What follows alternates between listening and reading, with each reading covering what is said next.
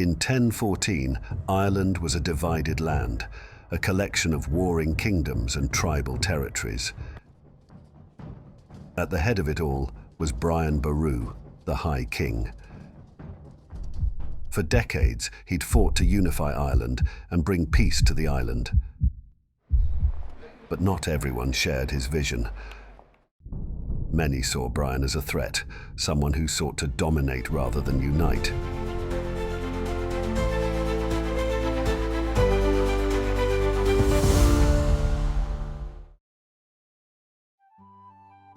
Brian Boru wasn't born into power. His path began as a minor king in Munster, a southwestern kingdom.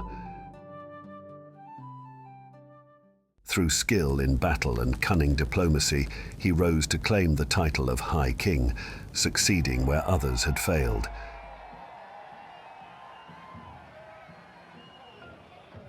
But ruling wasn't easy. Brian's quest for unity was met with suspicion from many Irish chieftains who feared losing their autonomy.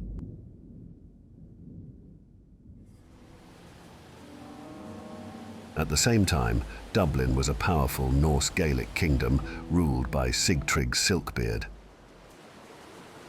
Sigtrygg's family had Viking roots, and his ambition matched Brian's, but his vision for Ireland was vastly different.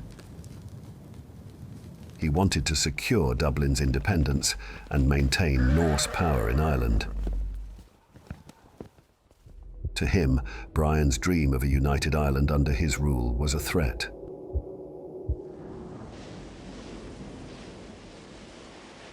Sigtrygg wasn't just a king, he was a strategist.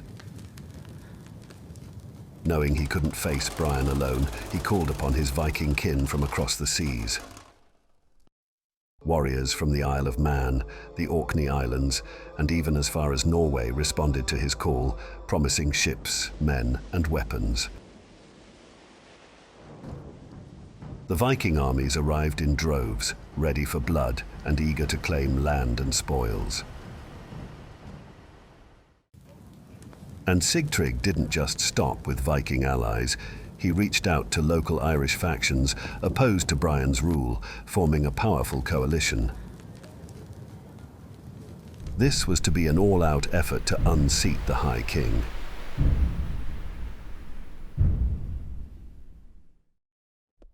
Meanwhile, Brian Boru was well aware of Sigtrygg's alliances. For him, this was no ordinary rebellion. It was a foreign invasion aimed at destabilizing his rule. So he rallied his loyal followers from Munster and beyond. His son Murchad and grandson Turlo joined him, along with countless other warriors who were loyal to the cause. This was more than just a battle. It was a family affair and a test of Brian's lifelong dream for Ireland.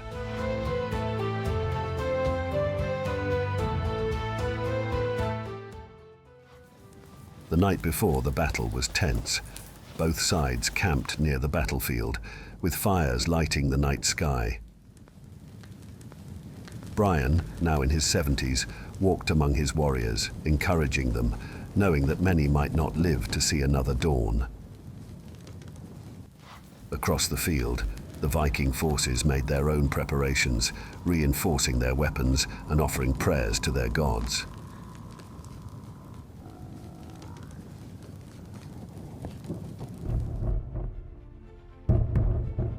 On the morning of April 23rd, 1014, the two forces collided near Clontarf.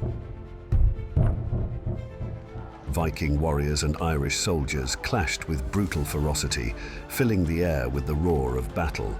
Swords, axes, and spears cut through the misty morning air.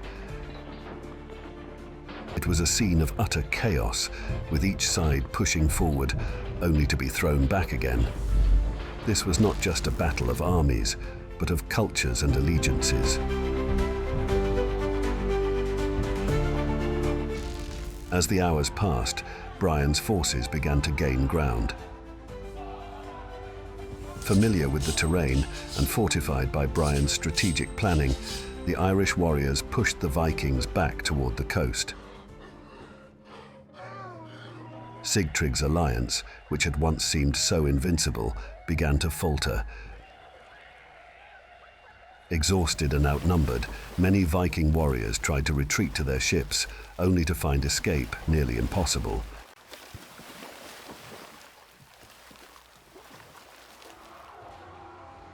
Though victory was nearly assured, the cost would be great. Far from the chaos, Brian Boru was deep in prayer in his tent.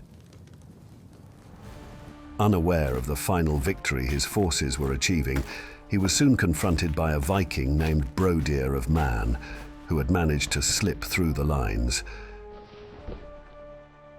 In a swift, brutal attack, Brodir killed Brian Boru, striking a final blow to the High King as he prayed. Ireland's dream of unity lost its greatest champion.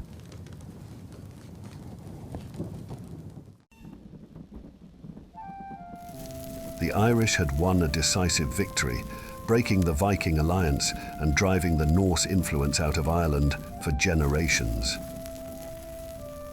But Brian's death meant that the unity he'd fought for was fragile. Without his guiding hand, Ireland soon fractured again into regional wars. The clans returned to old rivalries, and the opportunity for a united Ireland slipped away, at least for now.